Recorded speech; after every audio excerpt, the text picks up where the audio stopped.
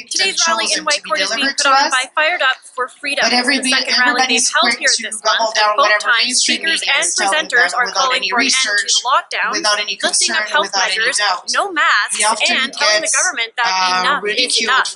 They do have a banner flying over Highway 43 that says enough is enough. They'll try to get their message across. They've also written letters to the Premier and the Health Minister, and they are planning to hold more rallies in the whether coming it's from a weeks. friend or In somebody you Whitecourt, love I'm Erika or Chorostil. whatever media. And now a sick use of social media is under investigation in Winnipeg. A 22-year-old man who thought he was going out on a date with a woman he'd met online ended up stabbed, assaulted, and robbed. And all of it was broadcast live. The ambush happened early Saturday morning. Someone watching the attack on the internet called police. 3 suspects, a 44-year-old woman, an 18-year-old man, and a 17-year-old girl, were arrested and face assault charges. It's not clear if the motive was robbery or live streaming a crime. Opening a new business in the middle of a pandemic isn't what most people would think of doing, but it's what Mark Smith and his wife, Chelsea Ryan, did. They are the owners of Western Canada Coffee Company, a new coffee shop off Highway 43 in Whitecourt. Mark Smith says it was because of the pandemic's negative impact on the economy that prompted them to put their business idea into action now, explaining they wanted to contribute to the local economy as much as possible. Trying to do everything we can on our end to promote the Western Canadian economy at a time where I think we can all use it. The resource sector of the province taking a hit. Obviously with one coffee shop, we know we're not changing the world. We surely want to do everything we can to keep Albertans employed, Western Canadians employed on the greater scale. In trying to help the economy, the new coffee shop is completely independent and uses products sourced from Alberta and Western Canada as much as possible. Smith says they want to showcase the spirit of Alberta and the Western culture. I was very proud of our culture. Wanted to give people a product that was as convenient, as reliable, open the same hours as the bigger corporations, but give them an opportunity for a good quality product, locally sourced, locally made.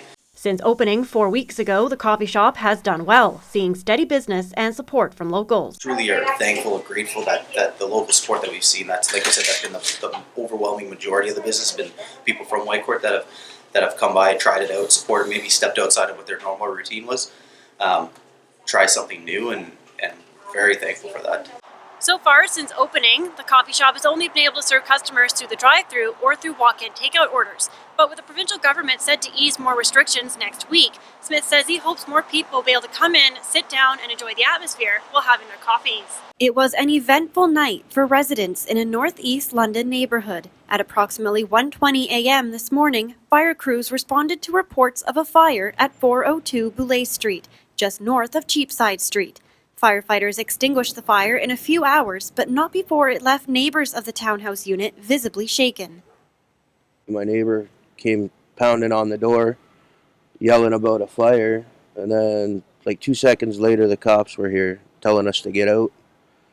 And I came out with my kids, and there's fire shooting out of the window, and cops everywhere, fire trucks everywhere. Fortunately, it is believed that the occupants were not home when the fire broke out.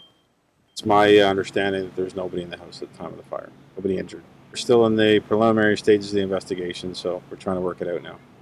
Usually the lady and her kids are home all the time. I haven't seen them for a couple days though. Investigators from the Ontario Fire Marshal's office are still investigating the cause of the fire, though they say damages are estimated at about $100,000. Erika Chorostil, Fanshawe Learns. The park has put a lot of work in this season, expanding its terrain area with new runs on its western side to achieve a total skiable area of 43 acres. That includes a skills park, tubing slide, and 18 runs. Now we are a full family hill, right, with skiable area terrain for all ages, from a little beginner hill to blue and black runs and 45 acres of skiable area now. So it's kind of the best thing for us that kind of people got forced to the hill and introduced them to the hill. While the weather so far this year has been fantastic for skiers, there hasn't been a lot of snow days, but Eastlake Park does have the ability to make their own snow, which they have done a lot this year. With that ability and with the hope that the temperatures will stay warm for the rest of the season, they're hoping to stay open until at least the end of March and even into early April. Erika Chorostil, Whitecourt, Alberta.